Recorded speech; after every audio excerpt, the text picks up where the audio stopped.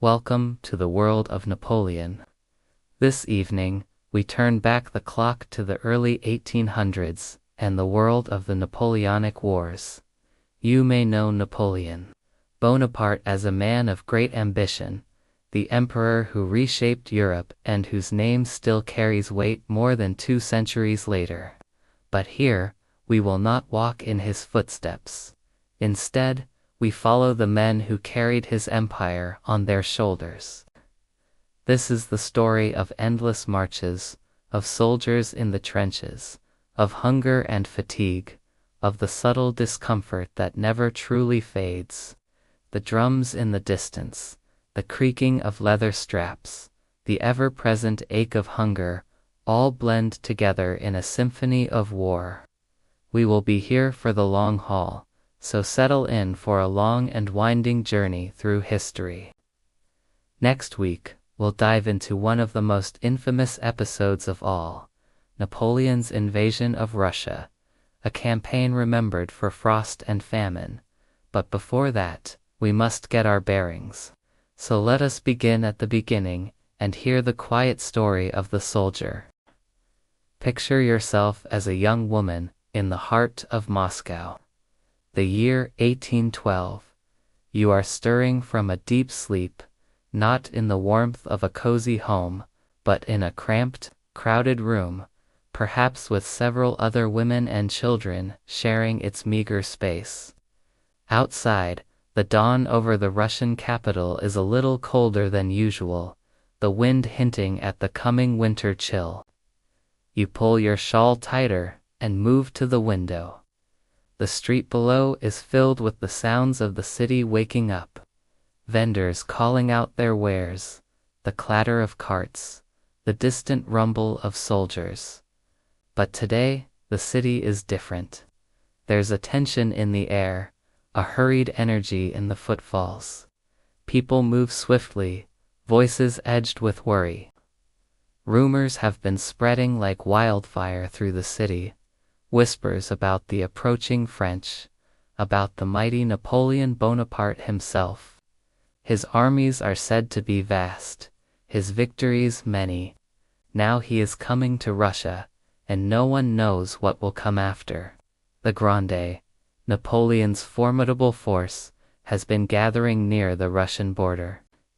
For weeks, there have been rumors of war, but now it seems imminent. Even if you tried, you could not escape the feeling that something big, something terrible is about to happen. The French were known for their swiftness, their audacity. They could be here at any moment. Your thoughts race. Is your father in the militia? Will your brother soon be called to arms? What will happen to your mother, your sisters, to you? These are questions everyone in the city is asking. Fear mingles with uncertainty, creating a potent brew of anxiety. With the uncertainty comes a flurry of activity. Farmers gather their animals' clothes. Townspeople reinforce their homes against potential looters. You hear the calls of families rallying together. The sound of men training, drilling, preparing for the inevitable confrontation. All around you, there's a rush to prepare for the coming storm, a storm that threatens to sweep away the calm of your life and hurl you into the chaos of war. Then it happens. The sound of drums echoes through the streets, mingling with the shouts of mounted soldiers. A group of horsemen come thundering down the road. Their faces grim, their words sharp, their message clear. Napoleon is coming. The Russians are preparing to fight. You watch them go, wondering when you will see them return. The news spreads like wildfire through the city, carried on the breath of the wind, the trampling of feet, the murmur of voices. Napoleon is near. In every home, around every table, the conversation turns to the same. What does this mean? What will the French do? What will become of Moscow? You hear talk of a great battle, of heroes and victories, but also of the destructive power of war, the tales of villages burned, crops trampled, homes destroyed. As the day wears on, the excitement, the anticipation grows. People gather in small groups, exchanging stories, news, fears. The city is a sea of faces, all turned towards the horizon, waiting, watching. And as dusk begins to fall, painting the sky in hues of orange and purple, the question on everyone's lips is, where are they now? How close are they? When will they be here? The wait is agonizing. Each distant sound, each passing shadow takes on a new meaning. You clutch your shawl tighter, seeking comfort in its familiar folds, seeking solace in the simple routine of your life, a routine that for now seems under threat. Then you hear it again, the distant rumble, growing louder now, unmistakable, the sound of an advancing army. You turn to the window and watch as a massive wave of soldiers and horses surges through the city gates. There is no mistaking that distinctive French tricolor, the blue, white, and red, fluttering proudly in the wind. You stand there mesmerized, swept up in the tide of humanity surging through the streets, unsure of what to feel, unsure of what comes next. The French are here. June 1812. The year is 1812, and Napoleon Bonaparte stands at the height of his power. Much of Europe bends to his will, either conquered or allied, and he seeks now to bring Russia firmly into his orbit. What begins as a campaign of dominance soon becomes something far different, a slow descent into one of history's greatest military tragedies. Napoleon's Grande has assembled on the banks of the Niemen River, the frontier between the French-controlled lands and the Russian Empire. Nearly 500,000 men are gathered from every corner of Napoleon's empire.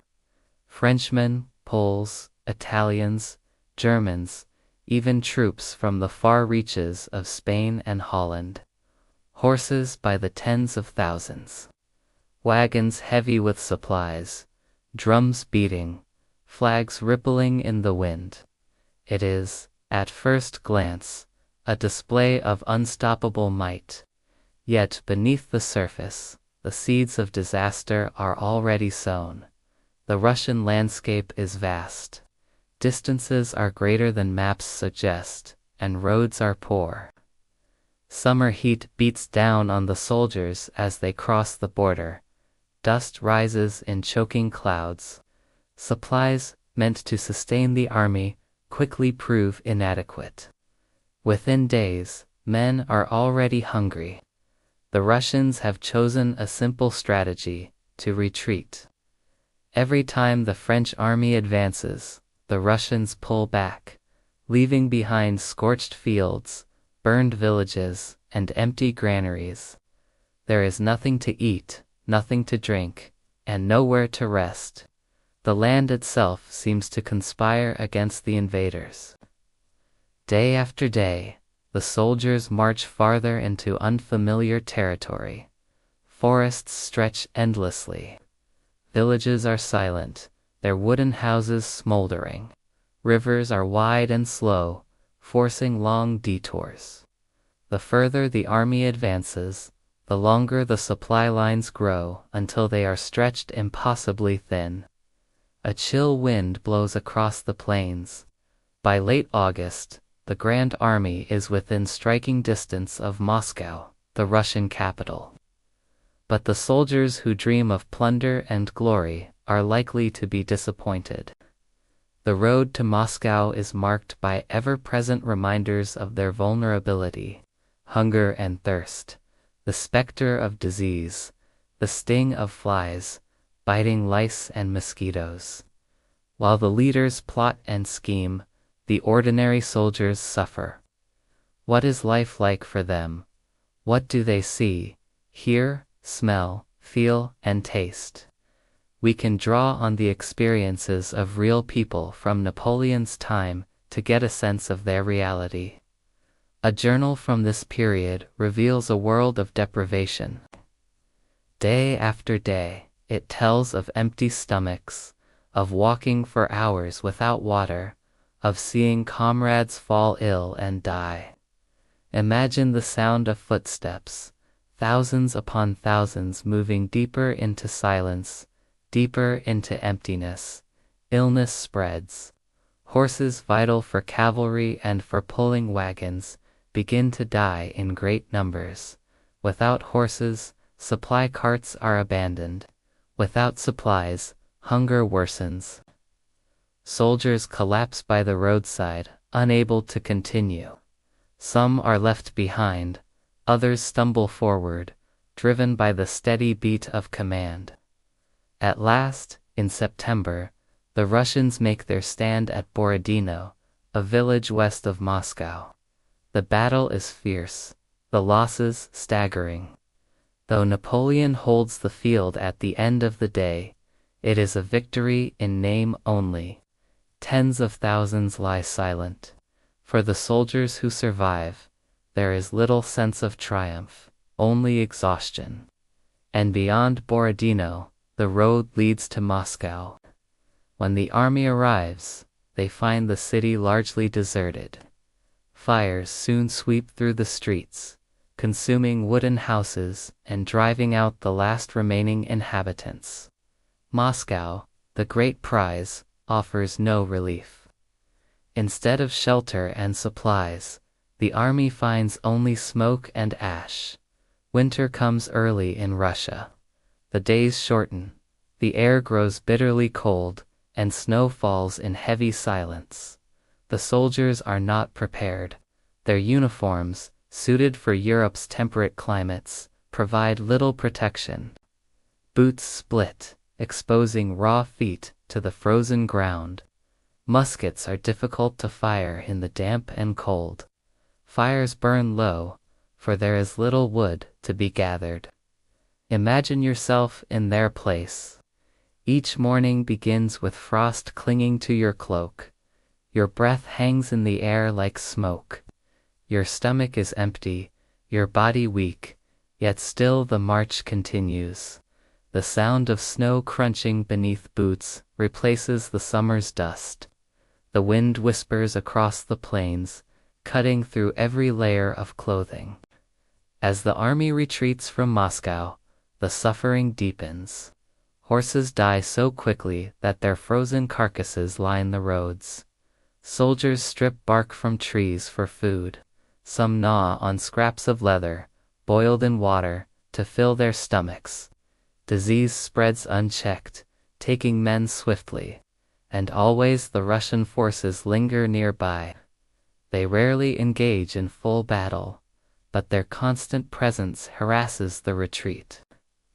Skirmishes flare, Cossacks swoop down on stragglers. The Grande Armée is no longer an army, but a mass of starving men, limping westward, hoping only to survive. The crossing of the Berezina River in late November marks the nadir of the campaign. Bridges collapse beneath the weight of desperate men. Freezing water claims lives by the hundreds. And still, those who endure press onward, step by weary step. As the survivors stumble into the relative safety of Posen, the Grand Army is all but over. The soldiers who reach home alive are gaunt shadows of their former selves. Of the 500,000 who crossed the Neman in June, only a fraction return by year's end. Estimates vary, but perhaps 100,000 survive the retreat. The Russian campaign becomes a turning point. Napoleon's aura of invincibility is shattered. The empire begins to crack. And yet for the men who lived through it, the memory is less of politics and more of endurance.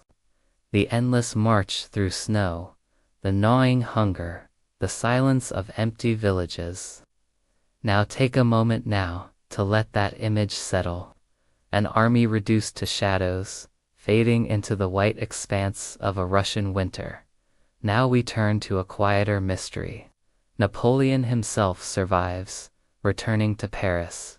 Years later, in exile, he dies under circumstances that remain uncertain. Napoleon's death in 1821 on the island of St. Helena in the South Atlantic was shrouded in mystery. Accounts from his doctors and attendants presented conflicting theories about the cause of his death, leading to enduring questions about how he died. He was 51 years old. His health had been deteriorating, both physically and mentally, in his final years of exile. Several illnesses and health issues plagued him, including stomach ailments, ulcers, prostate problems, and epilepsy. The prevailing theory has long been that Napoleon was afflicted with stomach cancer, possibly due to his chronic abuse of antacid substances. However, the ambiguity surrounding his death has fueled various speculations. Some historians have suggested that Napoleon may have been poisoned, possibly by agents of the British government who wished to ensure his demise. Others have explored the possibility of natural causes, attributing his death to a combination of factors, including his health conditions and a weakened immune system. Further adding to the intrigue, Napoleon's remains were disinterred in 1840 and returned to France. The transfer of his remains was a highly politicized event during a time when Napoleonic nostalgia was growing in France. This action, coupled with the lack of thorough medical examination of his remains at the time, has made it difficult to definitively settle the question of Napoleon's cause of death. The mystery continues to fascinate, prompting ongoing research and debate among historians and scientists, seeking to shed light on one of history's enduring enigmas. What do you think? Was Napoleon poisoned? If you enjoyed this episode, stay tuned for more immersive historical tales. Thank you for joining us on this journey through time. Until next time, may your days be filled with the echoes of history and the promise of new discoveries.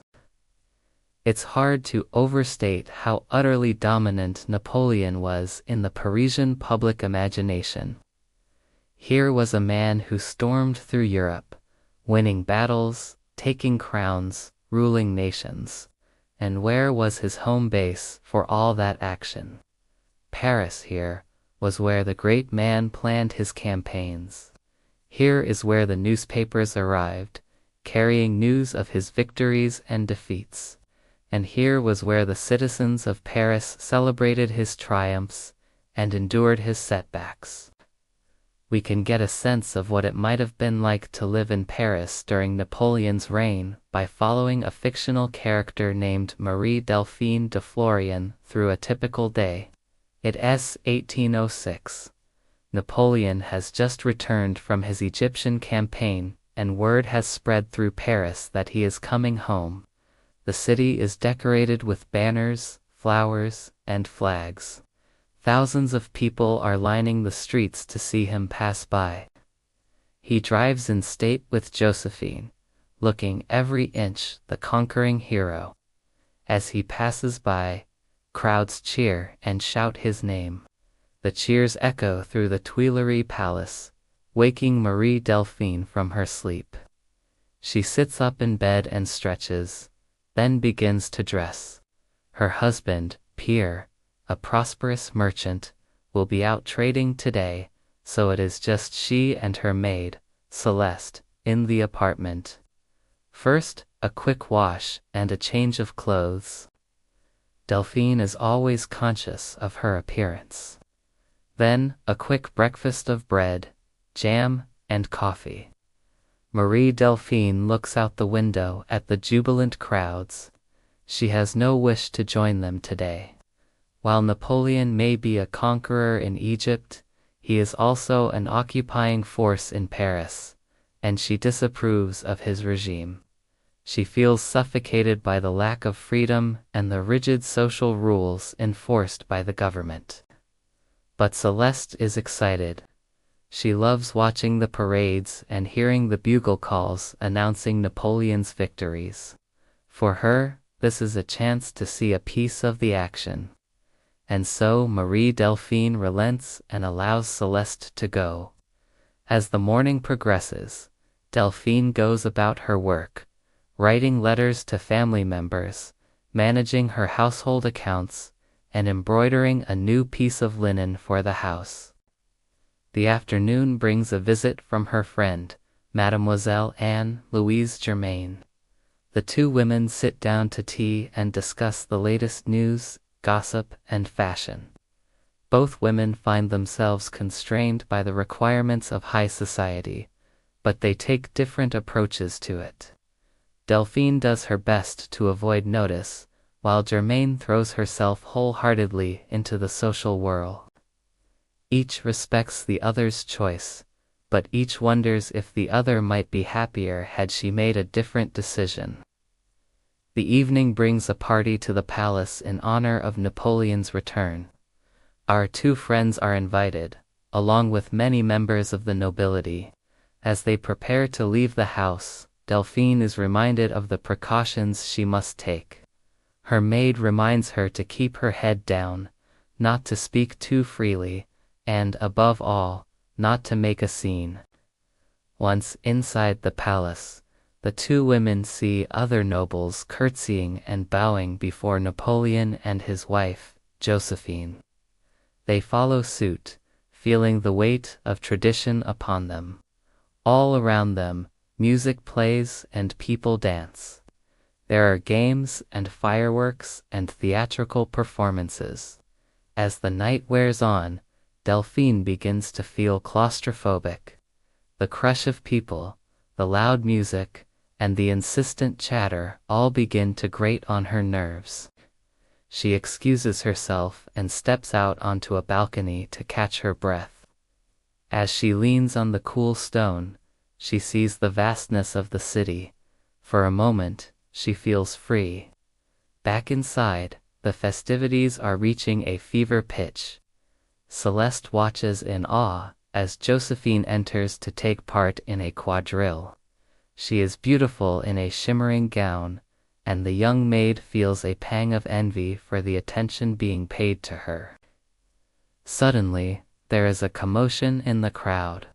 A general has entered, and everyone falls silent as he makes his way through the throngs of people. It is General Kutuzov, just returned from the Russian front. He has news of a great victory, and all eyes turn to him expectantly. As he speaks, Celeste's face falls. She heard the same rumors in the streets before coming to the party. This victory has come at a terrible cost. Tens of thousands of men are dead, and the survivors are demoralized. The mood at the party shifts from celebration to somber remembrance. People begin to drift away, whispering condolences to the grieving families. Even Napoleon and Josephine seem subdued, aware that the price of victory is sometimes too great to bear. For our two friends, the party is over. They make their way home through the quiet streets, the earlier revelry forgotten. The memory of fallen soldiers hangs heavy in the air, and Marie Delphine cannot help but feel that this victory has come at a terrible cost. Back in their apartment, Delphine and Celeste discuss the events of the evening. Delphine is troubled by the war and the toll it is taking on everyone, but Celeste is more concerned with the effect the war is having on fashion. With so many soldiers at the front, fabric is becoming harder to come by, and the styles in Paris are changing. Soon, she fears there will be nothing to wear. Delphine smiles and tells her maid that she should not worry. No matter what is happening in the world, there will always be something new to wear. And besides, who knows what the future might bring? Perhaps one day soon, Napoleon will tire of war and peace will finally return to Paris. We have seen Napoleon at the height of his powers. surveying the map of Europe and redrawing its borders at will. We have watched him drive through the streets of Paris, greeted by the cheers of thousands. And we have seen the toll that his wars take on everyday French citizens. But as we leave Napoleon and his empire, let us remember another side of the man. Because while he was a master of military strategy, a shrewd judge of human nature, and a brilliant administrator, he was also a son, a brother, a husband, and a father. These roles may seem distant from the warrior king, but they are essential to understanding the man. Remember Napoleon as a boy in Corsica, full of life and mischief. Picture him as a young artillery officer, studying maps and dreaming of glory. See him celebrating victories with his family and comforting them in times of need. Recall his love of children and his tenderness toward animals. Reflect on his deep affection for his siblings and the respect he had for his parents. Think of him as a devoted husband and a caring father, sharing moments of joy and tenderness with those closest to him. It's easy to lose sight of this side of Napoleon, overshadowed as he was by the legend of Napoleon the Great. But it's important to remember that he was more than just a conqueror. He was a complex individual with a full range of human emotions and relationships. So as you ponder the legacy of Napoleon, don't forget the man behind the myth. Remember the son, the brother, the husband, and the father. The year is 1821, and a chill wind whips across the Atlantic coast, biting at the skin and whistling tales of loneliness. On the island of St. Helena, nestled in the South Atlantic, sits Longwood House, a modest abode that has become the prison of a legend. Inside, a solitary figure paces, his steps echoing in the high-ceilinged rooms, his eyes distant, gazing not at the rugged beauty of the ocean around him, but at memories that flicker like flames in the hearth. It is Napoleon Bonaparte, former Emperor of France, defeated, exiled, and alone. His world, once vast and glittering, now shrinks to the confines of a single room. He was once a young, ambitious general who stormed to prominence during the tumultuous years of the French Revolution. He had led armies to victory, reshaping the map of Europe and securing France's dominance. Cities trembled at his approach. Kings trembled before him. Yet here he is, far from the adulation of crowds, stripped of power, stripped of glory, stripped of everything he once held dear. But what if we could turn back the clock, transport ourselves to those halcyon days when his star shone brightest? What if we could revisit the beating heart of his empire, the city that was both his throne and his mirror, Paris? In the early years of the 19th century, Paris was a city in transition, a canvas upon which Napoleon was painting his grand ambitions.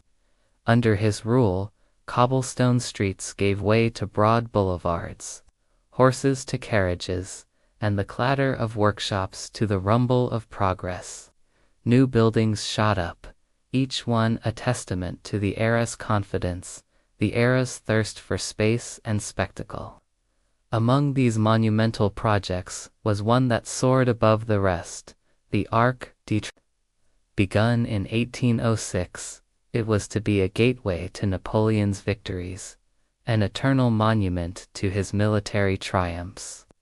Its towering stone arch, originally planned to be even grander than the natural arch at Hadrian's Gate in Rome, was to stand as a silent sentinel at the end of the Champs-Élysées, the avenue that was itself an emblem of the new Paris. As it was built, the arch became a shrine to the French army, its surface carved with the names of battles and the effigies of victorious generals, a pantheon of martial glory. But while the arch remained incomplete until the second half of the 19th century, its mere presence rippled through the city, symbolizing the transformation that was taking place in every cobbled street and avenue. Another masterpiece that bloomed under Napoleon's patronage was the Louvre. Originally a medieval fortress, it had been expanded into a royal palace in the 17th century.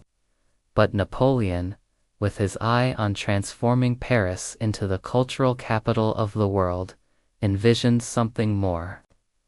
In 1801, he merged the palace with nearby buildings, creating a vast complex that would house a museum, a temple of art open to all.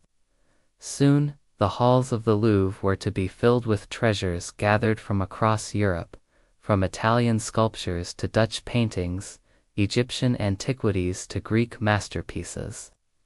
To walk its galleries was to embark on a journey through time, to be surrounded by the achievements of civilizations long past. It was a reflection not only of the breadth of human creativity, but of Napoleon's own empire, a reminder of the vast territories that had yielded such bounty. Yet no single project encapsulated the splendor of imperial Paris as vividly as Napoleon's coronation in December 1804, held in the resplendent Notre Dame Cathedral. It was not merely a religious ceremony, but a theatrical production, a spectacle designed to overwhelm the senses and impress the assembled nobility. As the sun set, casting long shadows across the city, the cathedral blazed with light, its Gothic arches soaring overhead, its stained glass windows glowing with otherworldly hues. Incense drifted through the air, mingling with the murmur of voices and the rustle of silk gowns.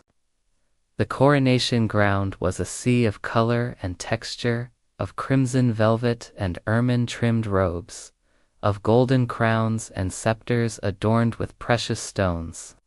Amidst this kaleidoscope of luxury and tradition, Napoleon stood out in his coronation robes of imperial purple, a color reserved for emperors and popes alike.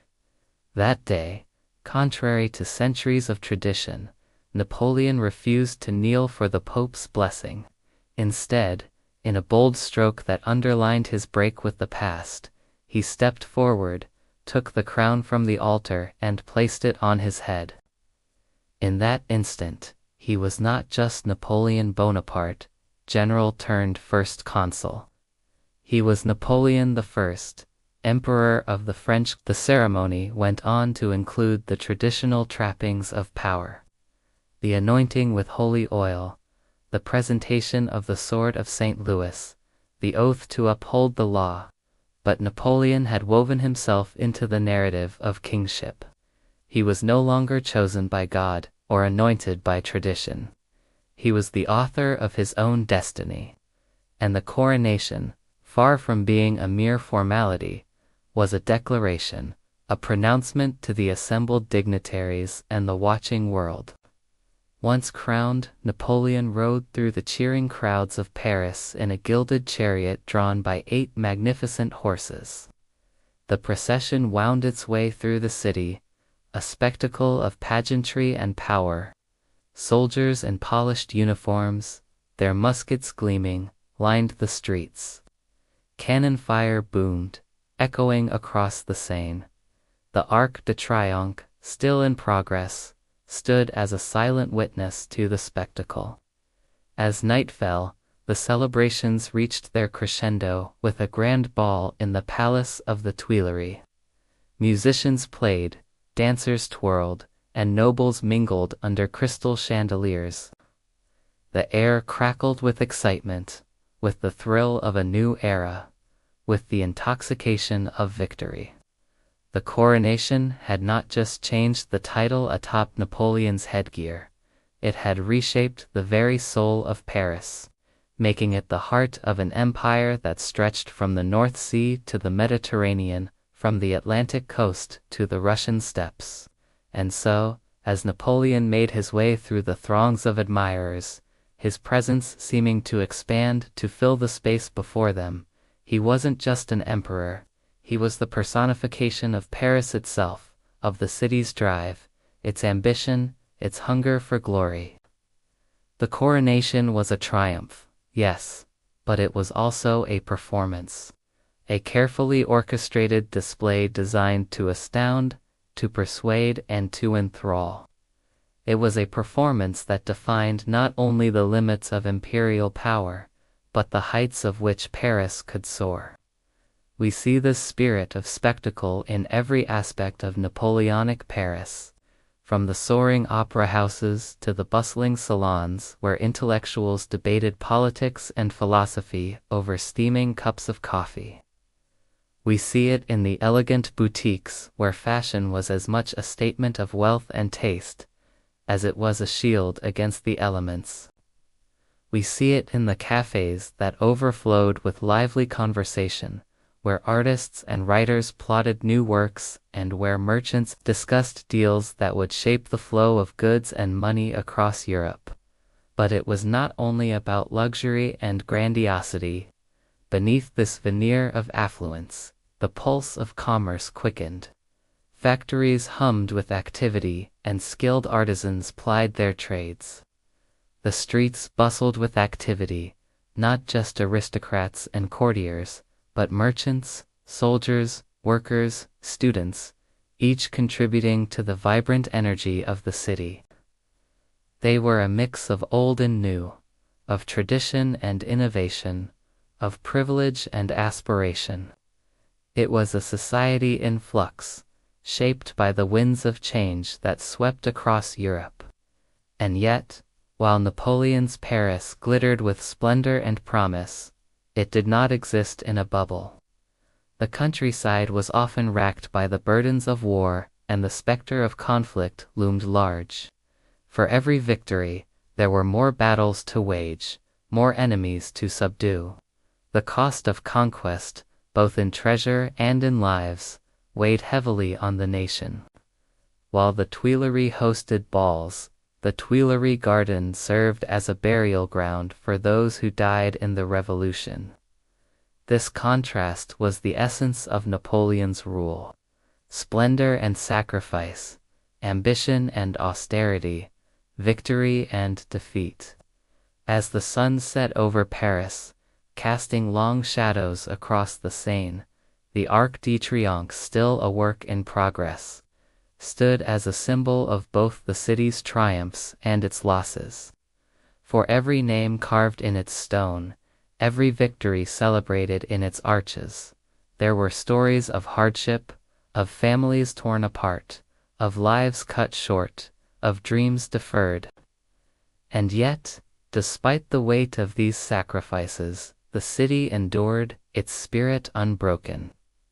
Imagine then, dear viewer, if you will, a young soldier standing before the Arc de Triomphe, his eyes shining with youthful idealism, his heart pounding with the rhythms of a city on the march. Or picture a working woman hurrying through the bustling streets, her steps sure and steady, her shoulders squared, her gaze fixed on the future. Or perhaps envision a weary traveler entering Paris for the first time, his jaw dropping at the sight of the Louvre, its vast expanse hinting at the wonders that lay within. Each of these figures, each of these moments was a part of the tapestry that made up Napoleonic Paris, a tapestry woven with threads of gold and grime, of hope and despair, of triumph and tragedy. It was a time when the course of Europe shifted, when the foundations of old regimes trembled and new ideas took root. And at the center of it all stood Paris, not just a city, but a living, breathing embodiment of an era that burned brightly, brilliantly, tragically, leaving behind not just monuments, but memories. Today, when we stand before the majestic facade of the Louvre, or when we walk along the Champs-Élysées, when we gaze up at the Arc de Triomphe, we are not just admiring architecture or contemplating history. We are retracing the footsteps of an era that was both extraordinary and deeply human. An era that reminds us that greatness and tragedy are often intertwined in the grand theater of human affairs.